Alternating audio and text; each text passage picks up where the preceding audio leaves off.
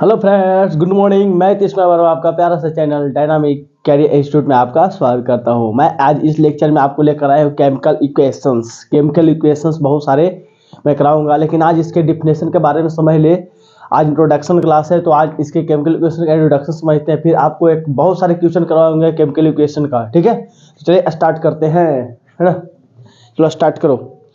तो देखो यहाँ कहता है केमिकल इक्वेशंस, उसमें पढ़ना है केमिकल इक्वेशंस, या मैं आपको आगे पढ़ना है केमिकल रिएक्शन। सबसे पहले समझते हैं केमिकल रिएक्शन है क्या।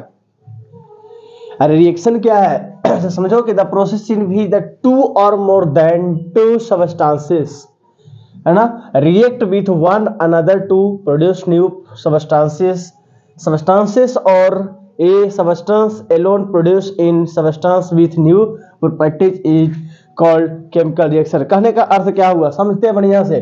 कहता है कि केमिकल रिएक्शन एक ऐसी प्रोसेस है जिसमें क्या करता है, दो सबस्टांस या एक ही सबस्टांस, दो सबस्टांस या एक सबस्टांस आपस में रिएक्ट करके क्या बनाता है, एक नए प्रोडक्ट का निर्माण करता है। क्या करता है, एक नई प्रोडक्ट का निर्माण करता है, जिसका प्रॉपर्टीज पहले जो रिएक्टेड में आपका रिएक्शन में आपको पार्टिसिपेट करता है उसका गुण, और जो बाद में न्यू प्रोडक्ट बनता है उसका गुण, दोनों का प्रॉपर्टीज डिफरेंट रहता है। दोनों का अलग अलग प्रॉपर्टीज रहता है और न्यू गुण उत्पन्न हो जाता है।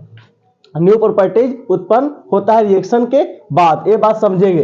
कोई बात अकेले भी रिएक्शन कर सकता है या दो पार्टिसिपेट करके भी सबस्टेंस रिएक्शन करता है। तो आगे समझते हैं कि जब आप रिएक्शन करोगे तो दो चीजें आएगी, एक आएगा रिएक्टेंट, क्या आएगा रिएक्टेंट, एक आएगा प्रोडक्ट। एक रिएक्टेंट आएगा, एक आएगा प्रोडक्ट। तो समझते हैं H लेते हैं और प्लस में H2 प्लस Cl2 लेते हैं। क्या लेते हैं, H2 प्लस Cl2। इससे हम समझेंगे इसको सनलाइट से किया जाता है। सनलाइट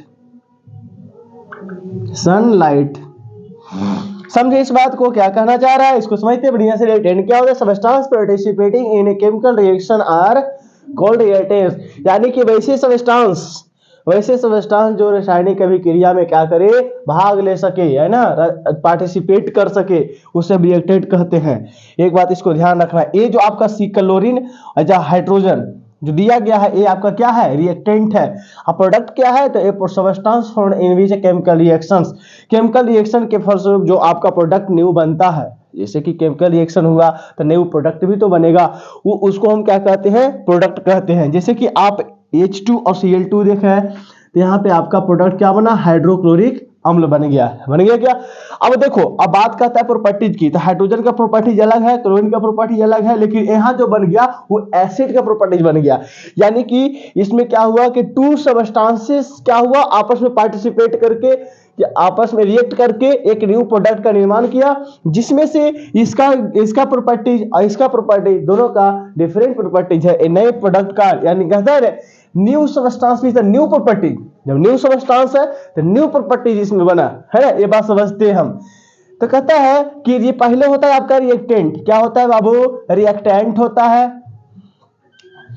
केमिकल रिएक्शन करने के बाद आपका एक होता है प्रोडक्ट। सिंपल सा कहानी समझ लो कि जो रिएक्शन के पहले आवे उसको हम रिएक्टेंट, रिएक्शन के बाद जो आता है वो प्रोडक्ट आता है ना।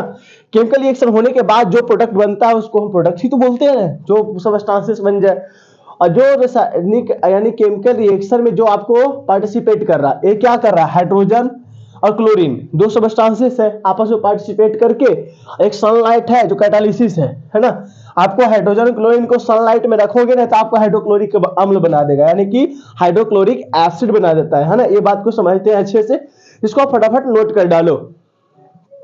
अब देखो देखने वाली बातें हैं कि HCl2 सनलाइट में तो रख दे, ठीक है, अच्छी बात है, लेकिन केमिकल रिएक्शन कर करके आपको बनाता है हाइड्रोक्लोरिक एसिड। ये बात आपको ध्यान रखने की, बनता कैसे थोड़ा सा हम देख लेते हैं। जैसे कि H दिया हुआ है, यहाँ पे Cl दिया हुआ है, इसका वैलेंसी 1, इसका वैलेंसी 1 होता है। एक बार ध्यान रखो, इसका वैलेंसी 1, इसका भी वैलेंसी 1 होता है। दोनों को क्रॉस मल्टीप्लाई करा दो, क्रॉस मल्टीप्लाई कराओ तो दोनों आपस में कट जाएगा, या तो कट भी जाए या मल्टीप्लाई कर दो। तो इसमें देखोगे तो H को 1 से गुना करो तो H आ जाएगा, Cl को क्या आ जाएगा, Cl। ये आपका प्रोडक्ट क्या बना दिया, Cl। यहाँ पे हम क्या लिख दिए थे, Cl।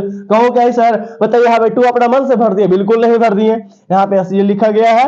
अब देखो इसमें H कितना है, 2 है, इसमें Cl कितना है, 2 है, इधर कितना है, तो यहाँ पे 2 लगा देंगे ना, यहाँ पे 2 अगर लिख देते हैं तो पूरा उसमें क्या बन जाएगा, HCl, यानी कि हाइड्रोक्लोरिक एसिड। तो इसको आप बढ़िया से लिख लो।